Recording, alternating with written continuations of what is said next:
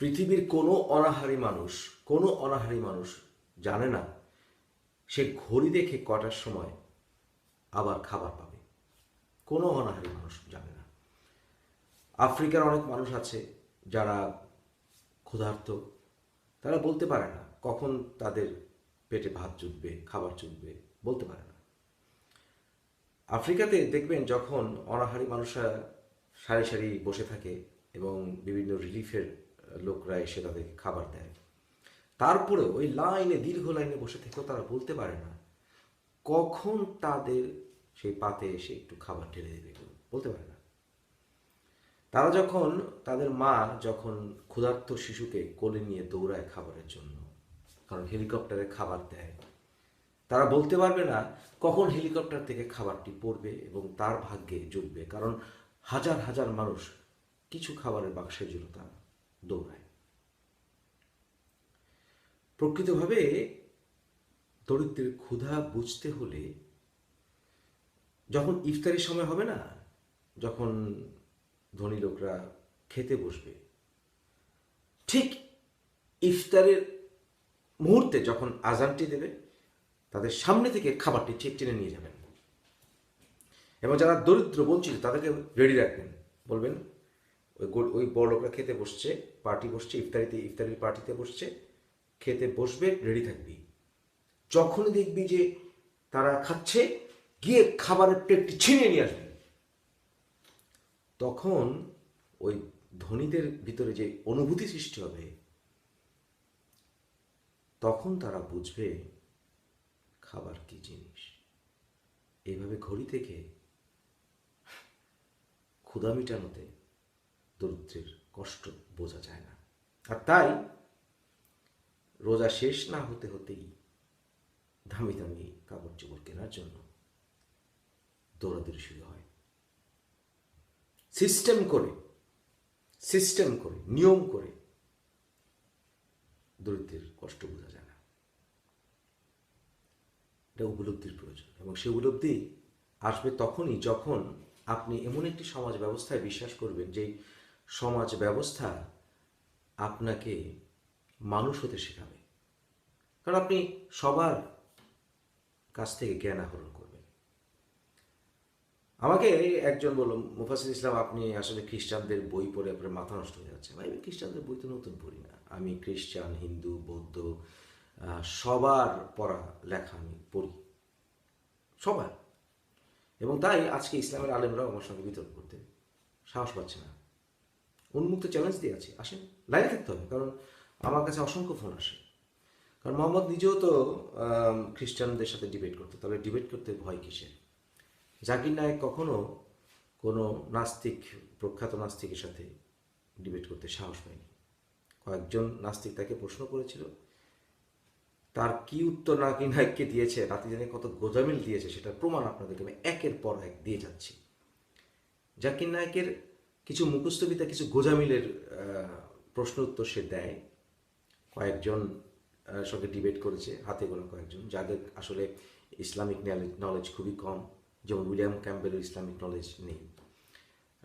তারপরে শ্রী শ্রী রবিশঙ্কর, যার সঙ্গে উনি ডিবেট করেছিল, রবিশঙ্কর ইসলামের সম্বন্ধে খুব একটা ভালো জানেন না।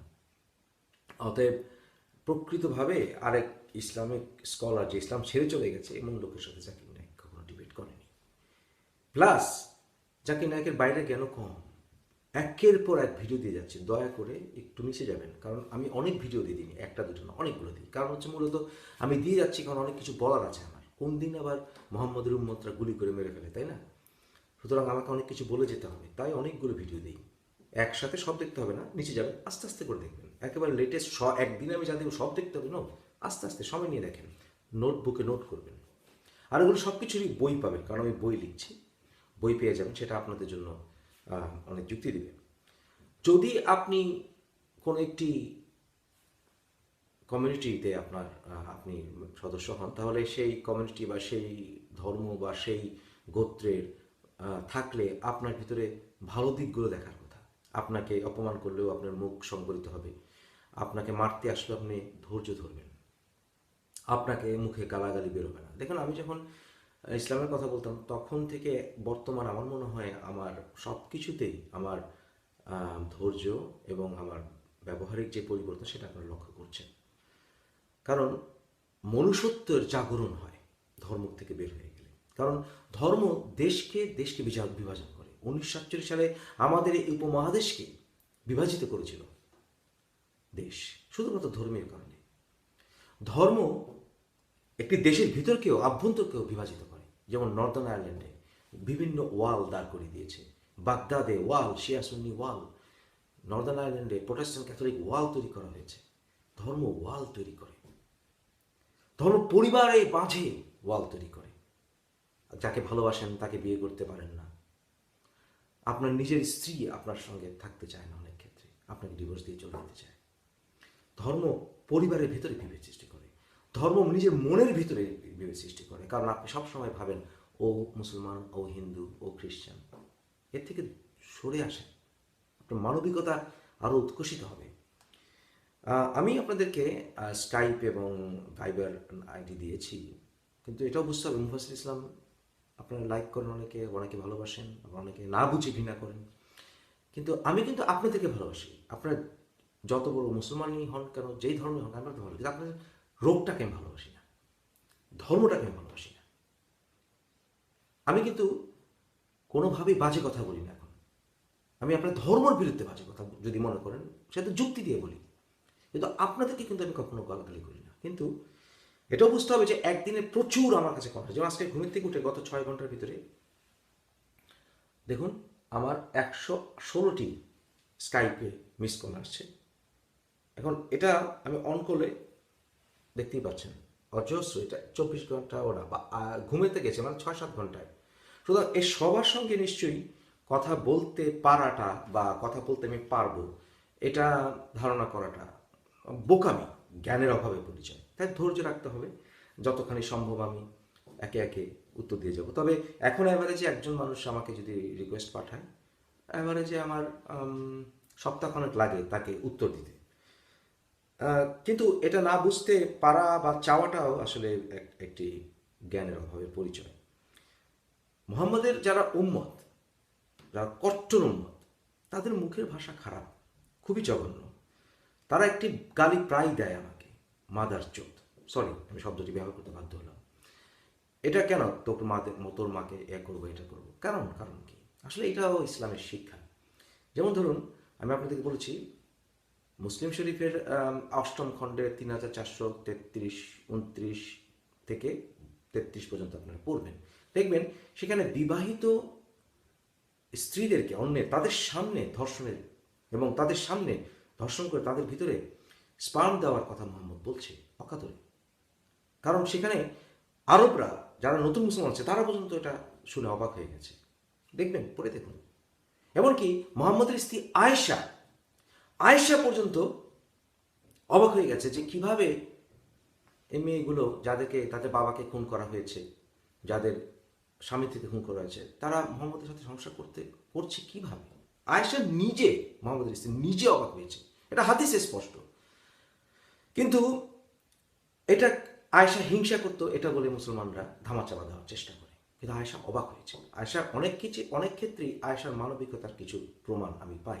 যেমন আয়েশা বলেছে যে যখনই মুহাম্মদের সময় হয় সে কিভাবে যেন অলৌকিকভাবে মোহাম্মদ সব হাদিস টাদিস নিয়ে আসে, তার সুবিধা মতো হাদিসগুলো চলে আসে।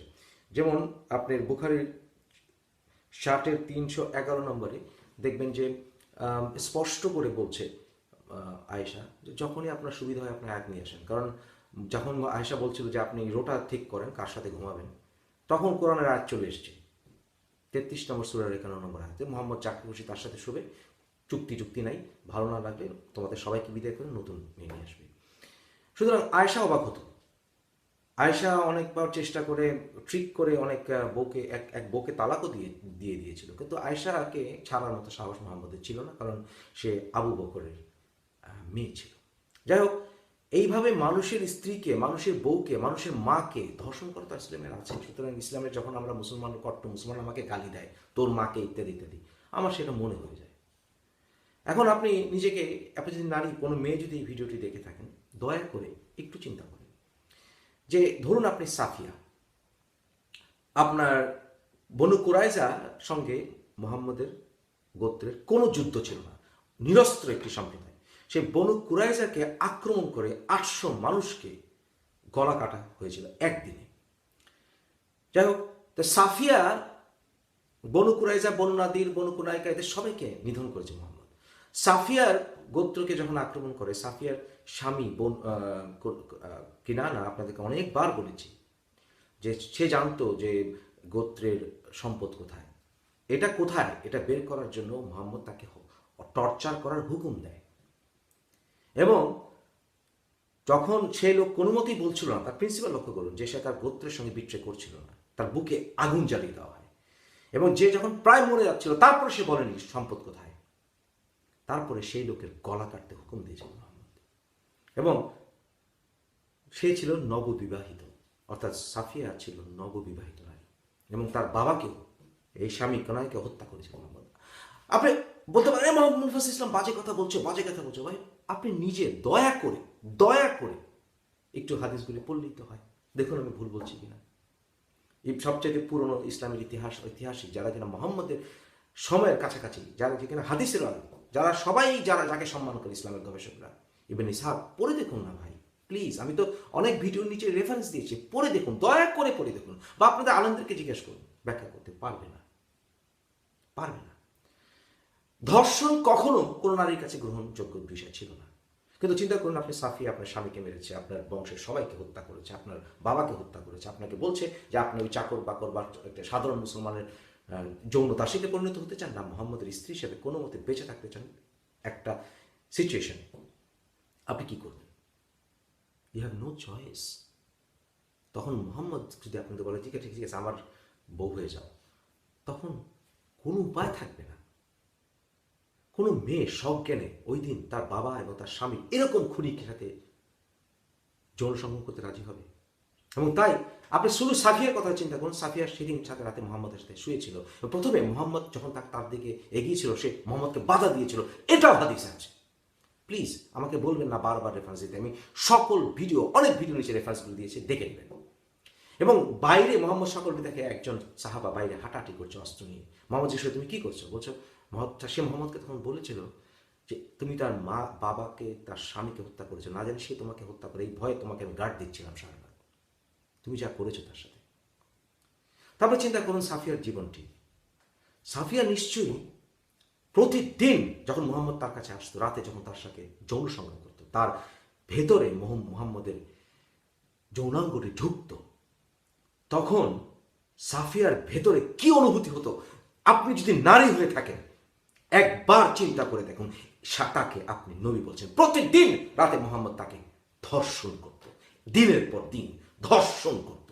সে নিশ্চয়ই প্রতিদিন মোহাম্মদ যখন তার উপরে উপনীত হতো, সে বলতো মনে মনে তুমি আমার স্বামী এবং তুমি আমার পিতার খুনি। এবং সেই নারীটি নিশ্চয়ই কোনো মতে সব অন্যান্য মোহাম্মদের বউর কাছ থেকে কোনো যেন উত্ত্যক্ত না হয়, নিজের অনুভূতিটি লুকিয়ে রাখতে বাধ্য হতো। সে নিশ্চয়ই একা একা কান্না করতো, আমি নিশ্চিত। এবং মোহাম্মদ 33 নম্বর সূরাতে বিশেষ করে মোহাম্মদের বউদের কথা বলা আছে। দেখবেন মোহাম্মদ যখন তার পালিত পুত্রকে ভাগিয়ে নিয়ে যায়, পুত্রের বউকে ভাগিয়ে নেয়, এটা ভাগিয়ে নেয়, কারণ কোরআনের আয়াত দিয়ে 33 নম্বর সূরা 37 নম্বর আয়াত নিয়ে এসে নিজের পালক পুত্রকে, যেই পালক পুত্রকে সে পুত্র বানিয়েছিল কাবা ঘরের সামনে প্রমিস করে, সে পালক পুত্রকে নাম বদলে ছেড়ে দিয়ে তার বউকে সে নিয়ে নেয়। এবং তার প্রতি যে যা শারীরিক আকর্ষণ হয়েছিল সেটা হাদিসে ক্লিয়ার। এবং তারপরে, কারণ আল্লাহ বলছে তোমার মনের কথা আমি জানি, তারপরে মোহাম্মদের অনুসারীরা বলে যে এগুলো সব পলিটিক্যাল ম্যারেজ। কিসের পলিটিক্যাল ম্যারেজ? এগুলো কোনো পলিটিক্যাল ম্যারেজ ছিল না। জুবাইদা বিনতে জাশকে বিয়ে করে, এখানে পলিটিক্যাল বিয়ে কি? এটা কিসের পলিটিক্স? জায়েদের বউকে বিয়ে করাতে কিসের পলিটিক্স? সাফিয়ার বংশকে তো, জাহিরের বংশকে তো নির্বংশ করে দিয়েছে, নাই তো কেউ দাঁড়ানোর মতো। তাদেরকে বিয়ে করে কিসের আবার পলিটিক্স? এখানে কিসের পলিটিক্স? কিসের দাস মুক্তি? প্রকৃতভাবে যদি মানুষ হতো, যদি মোহাম্মদ বলা হয়, সে আপনি বলতে পারবেন না যে সেই সময় ছিল এই সময় না, কারণ মোহাম্মদ সর্বকালের জন্য 33 নম্বর 21 নম্বর সর্বকালের জন্য সে উদাহরণ, ক্যারেক্টারের উদাহরণ। তাহলে মোহাম্মদের উচিত ছিল না বরঞ্চ এই নারীগুলোকে তাদের বংশকে যখন নির্বংশিত করেছে তাদেরকে পুনর্বাসিত করা, তাদেরকে খাইয়ে বইয়ে কোনো একটা বিয়ে দিয়ে দেওয়া, সেটাও তো করে। তাহলে প্রতিদিন রাতে সাফিয়াকে ধর্ষণ করতে এসে মোহাম্মদ। চিন্তা করুন, আমার বাবার খুনি, আমি নববিবাহিতা স্ত্রী ছিলাম, আমার হাতে তখনও নববিবাহিতা স্ত্রীর সেই সাজগোজ, এই মোহাম্মদ তাকে হত্যা করেছে, আমার স্বামীকে, এবং আজকে প্রতিদিন রাতে এসে আমাকে ভোগ করছে। এবং আয়াত আছে কোরআন শরীফের, এরপরে যখন তার নিজের পালক পুত্রের বউকে ভাগালো মোহাম্মদ, আয়াত এসছে যে তোমরা 33 নম্বর সূরা পড়ে দেখবেন, তোমরা বাইরে তাকাবে না, তোমরা পর্দার অন্তরালে কথা বলবে, তোমরা আলাদা, তোমরা সবার মা, তোমরা সব উম্মতের মা। এর আগে কিন্তু উম্মতের মা ছিল না, সবাই উম্মতের মা। তোমরা কণ্ঠ ঠিক করে কথা বলবা, এমনভাবে কথা বলবা না যে অন্যরা আবার অন্য কিছু মনে করে।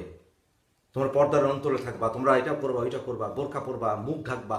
কারণ মুখ ঢাকার কথা কিন্তু, মুখ ঢাকা কিন্তু আরবদের সময়, এমনকি মোহাম্মদের চলে যাওয়া পর্যন্ত এবং সাহাবাদের প্রথম দিক পর্যন্ত, খলিফাদের রাশিদের প্রথম দিক পর্যন্ত কোনো মুখ ঢাকার বা হিজাব, মাথা ঢাকার কোনো সিস্টেম ছিল না, কারণ কোরআনে মাথা ঢাকা ছিল না। কিন্তু মোহাম্মদের বউদের জন্য স্পেশাল ছিল, এবং সেটা মোহাম্মদের চলে যাওয়ার অনেক পর ইসলামে ছড়িয়ে যায়। এগুলো পড়তে হবে, আপনাদের জানতে হবে, পড়ুন নিজের হিজাব, ইসলামের হিজাব পরে দেখুন।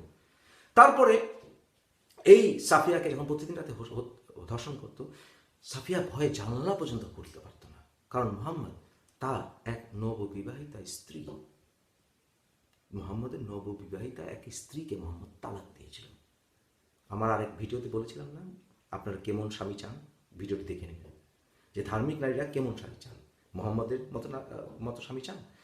মোহাম্মদ তাকে বিয়ে করার সময় খালি যদি জানলাটা একটু খুলে দেখেছিল যে বাইরে কি করে সবাই, মোহাম্মদ তাকে তালাক দিয়ে দিয়েছিল, সেই বউকে মোহাম্মদ তালাক দিয়ে দিয়েছিল। সুতরাং সাফিয়া, যদি ধরুন আপনি সাফিয়া, আপনি তো ভয়ে জানালার কাছে যাবেন না, আপনি তার কাছ থেকে পালাবেন কিভাবে? কারণ অনেক উদাহরণ আছে যে মুসলমানদের কাছ থেকে পালিয়েছে, তাকে টেনে মরুভূমি থেকে বের করে হত্যা করেছে, এরকম অনেক।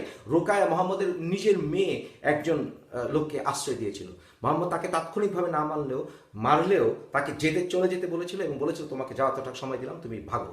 তারপরে তার সেই সময় পার হওয়ার পরে মোহাম্মদ তাকে ঘোড়া দাবিয়ে তার লোকদেরকে পাঠিয়ে তাকে হত্যা করেছিল রাস্তায়, মদিনা থেকে মক্কায়, রহমতুল্লাহ আলামিন। সুতরাং সাফিয়া কোথায় যেত? প্রতিদিন রাতে এই মেয়েটি ধর্ষিত হতো।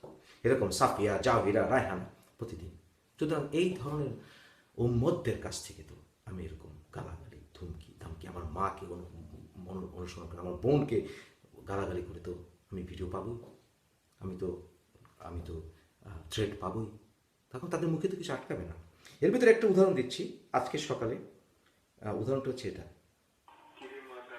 বড় বড় কথা বললি, তুই বাইগার নাম্বার দিলি, সবকিছু দিলি, এই মাদার তোর যে ফোন দিলি, ফোন দিয়েছি, দেখতে পাচ্ছেন? সুতরাং মাদার বড় বড় কথা বললি, তুই বাইগার নাম্বার দিলি, সবকিছু দিলি, এই মাদার তোর যে ফোন দিলি, ফোন দিয়েছি,